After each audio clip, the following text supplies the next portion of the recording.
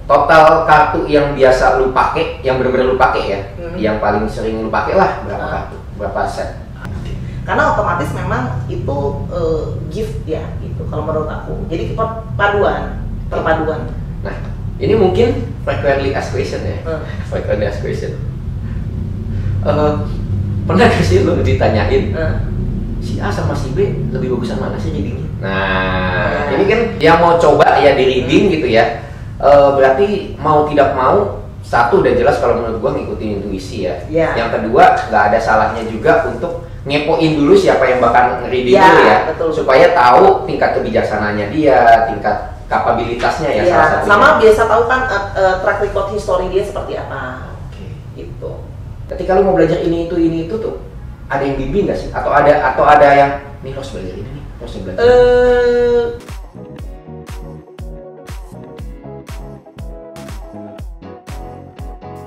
Kadang ada aku bilangnya mungkin tanda dan guidance dari semesta ya. Kadang-kadang ada juga higher being aku juga ya, kadang-kadang maksudnya mengarahkan kayak kamu arahnya ke sini nih gitu. Tapi aku selalu percaya bahwa semesta itu akan ngetuntun aku, ngedirect. Iya. Jadi kayak aku kayak lewat manapun, lewat siapapun, yang nggak harus, sekali lagi ya, kalau kayak begini-begini nggak harus higher being ya, nggak harus higher being, nggak harus guidance spirit, nggak harus apapun itu, lewat manusia pun, lewat teman-teman, kadang-kadang lewat berita, kadang-kadang kita nonton TV tiba-tiba keluar satu tulisan, itu juga kadang-kadang guidance buat kita. Tinggal kita peka apa enggak ya? Betul, saya dari semesta. Peka dan mau terima apa enggak? Karena kadang-kadang ya gue merinding gue ngomong gini karena emang beberapa hari ini gue ada beberapa guidance yang tiba-tiba gue dapet aja gitu. Dapat aja kan? Iya. Jadi kalau aku biasanya aku selalu percaya gini, kalau memang aku akan dapat sesuatu, aku akan dimudahkan dan akan dilancarkan. Wow, gue merinding loh. Jalannya gitu. Jadi kayak hari ini aku ketemu sama Julius pun ya langsung ya lancar aja gitu. Maksudnya kayak kita nggak ada awkward ya, kita nggak ini baru pertama kali aku ketemu Julius, tapi nggak ada momen awkward kita yang sungkan gimana gitu. Malah kayaknya terlalu nyaman kayaknya ya, sampai tadi nyuruh tolong dong.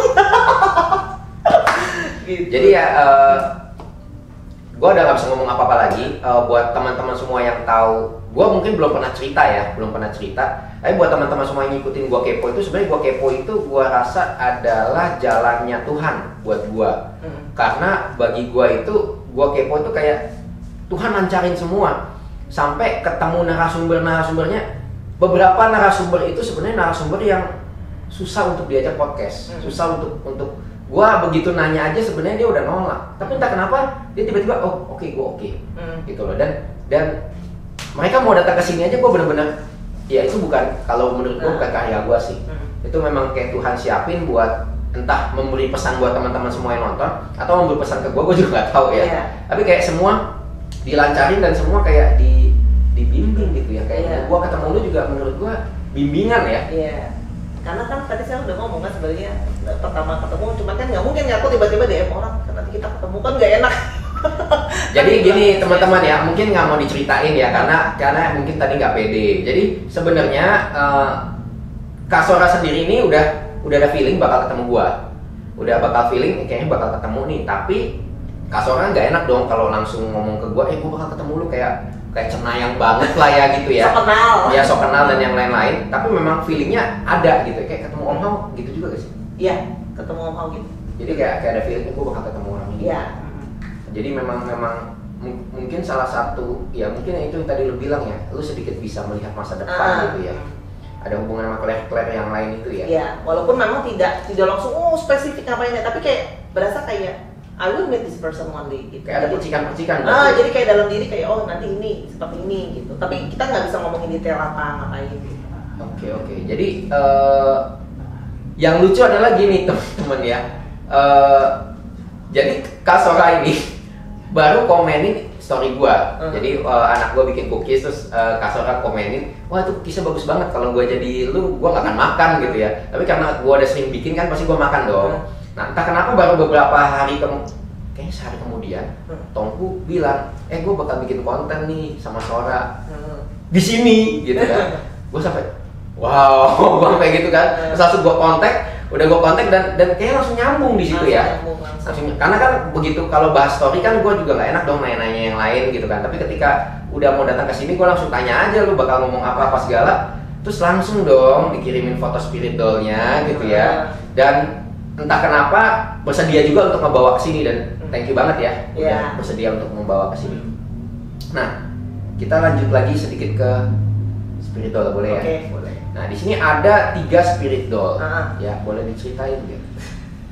Yang ini yang singkat aja. Ya mungkin yang ini duluan kali ya, yang singkat karena ini requestan gua. Requestan gua. Kenapa kamu request mereka? Entah kenapa. Jadi gini. Gua itu kayak ada dorongan untuk tahu soal kejawen. Oke. Jadi ada beberapa konten YouTube kejawen yang memang gue ikutin, tapi entah kenapa sampai beberapa saat sebelum ini gue pengen stop dulu. Gue pengen stop, gue pengen netralin diri dulu, dan gue pengen ngobrol soal kejawen, tapi sama orang. Jadi gue udah sempat mention juga ke beberapa teman gitu ya, tapi gue belum ketemu yang orang yang memang punya kapabilitas dan ya belum ditemukan semesta lah. Tapi gue pengen banget ngomong kejawen. Entah kenapa begitu gue ngeliat ini sosok yang unik. I don't know why. Mungkin bentar ya kita tethering ke Tomku, boleh di tethering di. Gue udah lihat. Udah. Dia dari tadi udah nunjuk-nunjuk ini begitu kita ngobrol. Terus gue nanya ke dia juga ngeliat gitu. Iya. Boleh loh digambar, boleh bantu.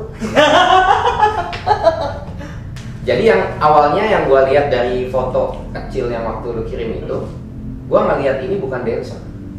Gue ngeliat ini kayak pangeran dan putri. Itu yang gue lihat dari jauh ya, karena sepintas kan gue nggak tahu kalau ini dancer. Maksudnya begitu lu bilang kan ini dancer ya, yang gue lihat adalah sosok seorang pangeran dan seorang putri. Makanya gue kayaknya tertarik banget nih. Nah, lalu silakan diceritakan. Oke, jadi ini adalah 2 teman saya ya. Jadi ini namanya adalah Maharani dan Mahadewi. Kembar nggak? Iya, mereka sepasang. Enggak, maksudnya kembar? Bukan kembar sih, tapi mereka kayak teman manggung bareng. Teman manggung bareng gitu. Teman manggung bareng. Kelihatan deh. Jadi ini Maharani sama Mahadewi ini aku dapat. Jadi ketika aku kan ini sebenarnya wayang biasa. Oh, jadi ketika lo beli ini itu kosong. Jadi pertamanya itu tadi aku punyanya yang kecil. Karena aku mau pindah rumah. Tadi aku sempat mau, ya maksudnya kan aku mau pindah ke tempat yang lebih kecil. Aku pikir barang itu mau aku kasihin orang. Tapi pas aku mau kasih, dia memberikan kode kayak aku tuh ada sesuatu. Jadi jangan dikasih orang. Nah, aku keep. Terus ternyata aku mimpi itu malamnya mimpi aku masuk kayak semacam sejenis pelataran kayak keraton gitu loh, yang kayak ada jogloan di atasnya. Terus aku ngelihat sosok memang benar ada sosok seperti putri, tapi aku nggak bisa bilang bahwa itu ibu ya, bukan Nyai Ratu gitu, cuman putri. Dia beserta dengan pengiring ini sambil nari gitu sambil nari. Dan memang ada satu saya nggak tahu itu siapa, cuman karena saya kebangun sampai sekarang saya belum mimpi lagi. Cowok, dia pakai bajunya memang jadul ya, baju kayak zaman kayak Majapahit gitu kesultanan gitu. Dia cuman kayak ngulurin tangan ke saya gitu, kayak mau ngulurin tangan ke aku gitu. Terus aku langsung bangun. Nah terus habis itu aku langsung dapat vision. Ya ini dapat 2 orang penari gitu. Jadi mereka ini Maharani sama Mahadewi, aku panggilnya Rani sama Dewi. Nah, yang Rani ini mungkin Tom bisa lihat juga ya. Rani ini agak lebih gempal. Coba aku cek ya. Nggak apa-apa nih gue masuk. Nggak apa-apa, suaranya aja ya. Suaranya masuk ya. Coba lu cek deh. Si salah satu ini sebenarnya bukan cewek. Bukan cewek ya? Bukan cewek. Tapi memang cantik. Cantik banget ya. Tapi cowok. Cepet penari kan? Saya penari cowok tapi kayak cewek dandan. Kayak cantik banget gitu ya. Cantik. Gua nggak tahu ya si Mahadewi itu si Maharani itu. Yang satu agak gempal, satu agak kurus. Yang gempal itu yang cowok. Yang cowok ya gempal. Iya. Karena satu agak gempal, satu agak kurus. Iya. Jadi aku cuma dapat itu. Tapi memang itu lu dapat di mimpi atau lu bisa ngeliat? Pas dapat di mimpi, tampaknya aku berasa energinya ada. Di rumah. Terus habis itu memang jadi Anda juga bisa merasakan energi? Iya, maksudnya aku berasa kayak nih tiba-tiba aku juga waktu itu ada satu teman yang memang juga bisa beginian gitu, terus dia langsung ngomong Sora coba deh beli kain. Jadi aku pernah ada satu momen, aku tuh kalau aku udah selampirin itu kainnya, nanti aku bisa nari sendiri. Aku nari-nari sendiri, diajakin sama mereka nari gitu. Jadi mereka ini mereka ini seperti aku bilangnya mereka itu seperti teman aku, penghibur aku. Jadi kan memang gua kok tiba-tiba keluar abstrak aja ya feeling ya. Ini bukan cuman penghibur sih. Ini tuh penjaga lu kuat banget. Gua nggak tahu ya. Ini abstrak gua ya. Bahkan cowok. Ya, gua nggak tahu nih.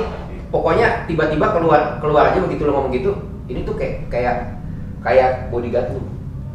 Iya. Bener gak sih? Gua nggak tahu feeling gua ya. Feeling gua ini kayak bodyguard lu yang ini mungkin menurut lu lemah gemulai tapi sebenarnya powernya kuat.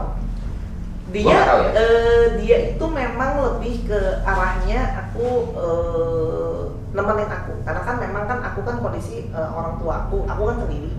Mamaku udah nggak ada, meninggal kan tahun 2020. Mamaku meninggal. Ya, it's okay. Dan papaku kan jauh dari aku karena mereka udah separated. Dan aku kan semenjak kita menjadi anak aneh ini kan kita kadang-kadang sering menyendiri nih, gitu. Dan kan aku itu sebenarnya kenapa jujur ya, aku langsung mau ngarajakut ini eksklusif hanya di Thank you Julius. Kalau reading buat aku sebenarnya capek banget Julius, karena aku itu nge-readingnya itu karena ada empat juga ya. Empat juga, dan sistem aku adalah aku udah nanya sama banyak orang, sama senior juga. Sistem aku itu kalau ngebaca pasti jujur ya, biasanya orang kalau aku bacain dia seger akunya lemes. Karena aku akan sistemnya tuh tarik energi energi banyak orang ke absorb, makanya aku empat banget. Jadi aku kalau nge-reading itu bisa tiba-tiba nanti nangis gitu, karena berasa banget energi dari dia. Misalnya dia sedih, aku bisa ikutan nangis gitu. Nah, jadi aku sangat capek karena aku sponge, aku ngabsorb energi. Nah, jadi kita kan tukeran energi. Jadi sejak saat itu, aku makanya kenapa jujur aku menjual kartu tarot, karena aku merasa gini, ya udah dari kamu baca sendiri boleh nih, belajar gitu. Nah, daripada aku terus-terusan, karena aku capek kan. Sebenarnya draining banget kalau nge-reading banyak. Aku draining awal-awal aku nge-reading orang habis lewat 3. Bapak udah ngerasain ya Pak, dibaliknya kepala pusing, vertigo kumat, diet nggak bisa gitu. Bener kan? Karena harus makan gitu, terus pusing. Nah, jadi Rani sama Dewi ini memang aku dapat ya seperti hadiah ya, aku bilang dari semesta untuk menghibur aku. Jadi mereka itu kalau aku lagi sedih, sorry jadi santai aja. Jadi kayak di sini memang banyak sesi curcol ya. Karena terjadi jadi omam Pak. Karena kalau aku lagi ngerasa, aku pernah masuk dalam satu momen aku capek banget. Ya apalagi jadi anak empat gitu kan ya, merasakan energi orang banyak banget cerita aku nge-reading orang itu sangat nggak enak sebenarnya. Buat aku pribadi, maksudnya bukan nggak enak gimana ya, kok seorang nggak bersyukuri. Sometimes you know the things that you don't know. Iya, jadi mungkin bagi teman-teman semua, kalau kita ngelihat ya kayak anak indigo, anak begini kayaknya, keren ya mereka bisa baca. Padahal ketika lu baca dan ketika mereka bisa baca semua cerita jalan hidupnya orang, itu belum tentu enak loh buat nggak enak gitu. Karena tahu jatuh bangunnya, tahu keresahannya, tahu kesusahannya, itu nggak enak sih. Iya, itu karena kita tahu things that we don't know. Kayak aku pernah nge-reading orang, teman baikku, dia duduk di depan aku udah tahu she will be gone. Tapi kan aku nggak mungkin bilang sama dia, nanti lu mau nggak ada, gue mau bilang sama keluarganya, gue bisa digaplokin gitu kan. Aku cuma bilang sama dia, jangan sendirian. Aku waktu itu larang dia sendirian karena dia tinggal sendirian jauh dari tempat tinggal dia. Tau-taunya berapa bulan aku nggak kontak sama dia, karena dia sempat reading sama aku curhat gitu. Aku cuma gini, aduh gimana sih rasanya kayak you know someone will not be there but you cannot do anything about it, karena lu tidak mungkin melanggar semesta dan kamu nggak mungkin ya. Nggak mungkin lo kasih tahu juga kan itu secara kode etik semesta juga nggak oke ya. Dan aku cuma pikir ya udahlah mungkin gua halu atau apa. And then finally I find out, satu pagi aku ditelepon sama teman-teman kita gitu, dia ngomong, Sora si ini udah nggak ada. dan sesuai dengan yang aku rasain, she will be gone not in a nice way pokoknya. Itu stres banget Julius, aku langsung nangis, aku bilang aku nggak mau nge-reading, aku sempat stop itu nge-reading. Terus itu satu, papahnya teman baik aku yang ngasih cerita, yang ngasih tarot ini, yang dicerita, nanti bisa tahu cerita ini kenapa aku dapat Weekend tarot bersama. Weekend bersama. Teman aku ini orang bule, bayangkan ya, bule itu kan biasanya tidak percaya beginian. Beginian. Papahnya itu sakit, terus papahnya dia ngomong Sora, tolong bacain papa saya gimana, karena papanya udah sakit jantung. Aku udah gini, please gue nggak mau bacain tuh. Dia nangis, dia ngomong sama aku di telepon, dia nangis, dia bilang, lu kenapa nggak mau bacain gue mau denger dari semua orang, gue nggak mau denger, gue mau denger dari lu. Sebelum gue ke dokter, jadi aku cuma bisa bilang, papa kamu tuh udah, aku cuma lihat istilahnya bapaknya tuh udah nggak bisa diapa-apain. Karena dia mau operasi jantung ya, kalau di luar negeri kan keren ya, jadi jantung itu bisa dipasang, ditransplant. Aku bilang, jujur aku cuma ngeliat itu papamu udah nggak kuat. Yang ada kalau dipaksain dia nggak bangun lagi, karena udah seminggu kemudian dia ke dokter, dia kasih aku feedback. Dokter ngomong exactly kayak kamu soal, tapi dengan gaya kedokteran ya. Pokoknya intinya adalah bapak lu ya lurusin aja dengan sayang dan kasih sayang. Karena bapak lu udah gak bisa ngapain.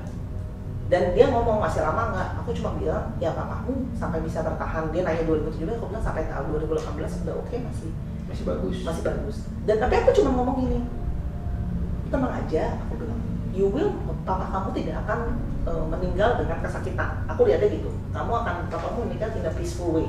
Nggak ada adegan yang panik pagi-pagi kesakitan atau apa gitu. Dan benar, dia chatting, dia bilang awal tahun 2018 dia ngomong Sora, papaku udah nggak ada dan papaku meninggal saat tidur. Jadi dia cuma nganterin papanya ke tempat tidur, bilang good night, selamat tidur, dan papanya meninggal peaceful. Tidak ada adegan jam 4 lagi telepon ambulans, gak ada kudu gak ada. Dan aku seperti yang kayak itu dua. Yang paling goncang aku adalah mamaku sendiri. Mamaku kan sakit cancer gitu ya, tahun 2019 itu 2018 akhir aku dapat vision. Kalau dia ini vision malah ya? Vision tanpa baca kartu ya? Iya. Kadang-kadang aku sebenarnya udah dapat, cuman kalau aku nggak pede aku pakai kartu. Aku vision, aku bilang, aku lihat mamaku bakal diranjang and she cannot do nothing. Udah nggak bisa ngapa-ngapain. Tapi in that time mamaku masih seger, masih bisa jalan, masih masak, masih ngapain gitu. Aku freak out dong. Aku cerita ke keluargaku. Aku aja dicek loh, diulis sama keluargaku. Lebay lu, apa segala macam. Terus aku cuma dapat waktu itu pesan bahwa mamaku tuh kan kepengen banget jalan-jalan ke luar negeri. Dia mama belum pernah nih. Bayangin dong, aku kan udah cerita di weekend bersama, aku cuma seorang guru. Gak gaji guru UMR Pak, Bapak tahu berapa? Tapi bisa Kanada itu di mana? Itu nanti cerita lagi Pak, itu satu episode lagi di Fine Timing. Itu keajaiban semesta. Nah aku jadi kayak ngumpulin sisa tabungan aku ajak jalan mamaku 2019 awal. Karena aku ke luar negeri, aku ajak dia ke Malaysia. Kan aku bilang gitu, Mi kita pergi. Pakai aku yang bayar, gaya, padahal ngabisin semua tabungan. Karena aku cuma mikir gini, I cannot do anything. Ya, nggak bisa nyenangin lagi nih, udah ada istilahnya last time yang kita bisa ya. Betul gitu kan. Terus pas itu semakin menguat, kayak pas satu malam dia masak kue tiaw goreng, aku masih ingat. Terus dia bilang, kamu makan ya? Terus ada yang ngomong di kupingku, makan. Itu mungkin terakhir kali kamu bisa masak masakan dia gitu. Maka tuh sampai nangis, tau gak Yulis, kayak aduh Tuhan, gue gak bisa gini ngadepin. Percaya apa enggak, 2019 kan awalnya dia masih jalan-jalan tuh. Bayangin dia bisa jalan-jalan dari Malaysia ke Ipoh, ngeliat kuil tuh dia seneng banget. Terus pergi ke Thailand, sempat aku ajak lagi. Januari awal masih jalan, Maret langsung drop. Coba deh, jendela waktunya tuh 2 bulan loh. Itu terjadi, and I'm seeing that my mother gonna be happen like that. Aku tuh yang kayak, aduh Tuhan, gua gak bisa deh. Udah kayak mau gila rasanya. Or sometimes ketika kita nge-reading tahu seperti itu. So I lost people in my life gitu. Atau melihat hal-hal yang kadang aku, jujur ya teman-teman, aku tidak pernah nyari kayak, oh ini ada yang mana. Aku kadang-kadang dapat potongan-potongan vision seperti itu. If I know them in so well, aku bisa dapet. Jadi balik lagi ke cerita Rani sama Dewi, karena aku merasa aku nggak punya siapa-siapa. Dan jujur ya, mungkin teman-teman bakal bilang aneh, pasti orang-orang yang main di dunia spiritual pasti pernah dalam satu waktu kamu nggak suka sama orang, betul nggak? You just feeling like you're not comfortable with people. Bukan aku mengajarkan kita benci manusia, tapi kadang-kadang kita merasa ada energinya nggak cocok atau apanya nggak cocok, pokoknya gue nggak cocok aja gitu. Kadang-kadang ngerasakan bahwa manusia lebih mengerikan dari yang tidak kelihatan. Ya itu gue juga sempat ngomongin itu ya di kontennya Johannes Wang. Jadi gue sempat bilang bahwa manusia itu lebih parah daripada setan gitu ya. Setan kayaknya nggak mungkin ngebunuh sesama setan. Jarang banget, maksudnya jarang banget lah ya manusia ngebunuh sesama manusia ngebunuh setan nih. Setan ngebunuh setan. Nah kalau manusia aja udah makan temannya ya. Kadang-kadang ngebunuh temannya lagi. Iya, kamu ngomong-ngomong kayak gitu, aku juga ngerasain dari waktu itu ditusuk sama teman sendiri. Jadi aku ngerasa waktu itu sangat tarik diri kan. Kayak jadi Rani sama Dewi ini adalah teman aku. Jadi mereka itu memang yang, tapi mereka sangat baik. Bagaimana aku tahu mereka sangat baik? Mereka itu suka dengerin, mereka senang banget kalau aku sering minta pasangin lagu kayak Gambang Kromong. Oke. Dan mereka itu sering teman-teman yang di, aku bukan orang Jawa, jadi kadang-kadang aku cuma diarahin baca dari internet atau apa, serat-serat, iya serat centini atau apa itu dia sering cerita. Jadi aku itu kalau aku lagi down atau apa, mungkin Tom bisa dapat visionnya. Nanti dia suka sambil kayak nyanyiin sambil bacain sesuatu, nasehatin aku. Jadi kan kita sebagai manusia itu kan kadang-kadang kita benci, kita marah gitu kan sama orang lain gitu kan. Kita atau mungkin sama keadaan gitu kan, putus asa atau apa. Tapi justru mereka yang sering ngajarin Sora, kita harus jadi manusia itu, kita harus punya belas kasih. Kamu harus memaafkan orang lain. Ya, kamu harus jadi manusia yang eling, manusia yang sadar, manusia yang ingat. Iya, eling, punya kesadaran. Kamu harus mau maafin orang. Jadi aku tuh, mereka itu seperti pengganti mama aku gitu. Makanya kenapa aku sampai nangis, karena mereka kalau aku lagi down, mereka pasti karena umurnya kayak sekitar umuran kita gitu ya, lebih tua dikit gitu. Sambil wisdomnya tinggi loh. Iya, jadi sering kayak Sora nggak boleh kayak gitu, Sora sabar, Sora apa ngingetin aku doa, ngingetin kayak kamu harus bersyukur sama hidup ini gitu. Jadi kayak benar-benar kebijaksanaan seorang menghibur gitu loh ya. Jadi kadang mereka sambil nari gitu, ngibur aku sambil nari sambil dendangin aku gitu. Terus kadang-kadang aku ngerasa kalau aku lagi sedih atau apa sambil diusap-usap gitu. Jadi kadang-kadang ngerasa kayak ya udah gitu. Makanya sebenarnya aku beli mereka itu sebenarnya hanyalah simbolisme sebenarnya. Jadi sekali bukan beli mereka ya teman-teman ya, beli bonekanya, beli wayang. Ya ini saya benerin dikit ya biar nanti nggak ada yang salah, nanti dikira beli sama isinya gitu, enggak, isinya dapat, isinya bener-bener dapat. Jadi kayak emang dikasih ya, jadi mungkin dititipkan atau something yang di atas ngasih gitu ya. Jadi bonekanya kosong lalu dititipkan dan akhirnya mereka mengisi ke dua sosok ini ya. Ini hanya simbolisme aja ya. Kalau ini kalau Rani sama Dewi ya. Sama teman-teman yang gua kan tadi sempat ngomong ya, jadi gua ada entah kenapa gua ada abstrak bahwa ini nggak cuma sekedar penari tapi ini kayak bodyguard gitu ya. Gua nggak tahu, gua nggak tiba-tiba keluar aja gitu. Mungkin ya kebanyakan main sama lu orang gitu. Bisa kayak begitu ya, tethering apa segala, I don't know gitu. Tapi mungkin teman-teman yang lain mungkin bisa bantu validasi ya di komen gitu. Bener gak sih apa gua yang halu gitu ya, gua yang sosok bisa gitu apa gimana? Tiba-tiba aja keluar dan yang itu tadi gua bilang dia punya wisdom dan kekuatannya gede sebenarnya. Iya. Makanya agak sosok higher sebenarnya. Sosoknya higher. Oke. Ya makanya bukan entitas bawah ya. Makanya tadi yang feeling gue yang itu ini tuh sosok kekuatannya gede banget. Dan wisdomnya tinggi, itu kayak semacam dewa gitu loh. Iya. Walaupun mereka penari ya, tapi penarinya bukan penari ecek-ecek ini, bukan ecek-ecek. Iya. Makanya aku waktu mau kesini juga aku tanya, karena mereka kan nggak pernah dibawa kemana-mana. Aku jadi ingat tentunya dulu ada satu orang mau ngajak podcast itu sampai sekarang nggak jadi.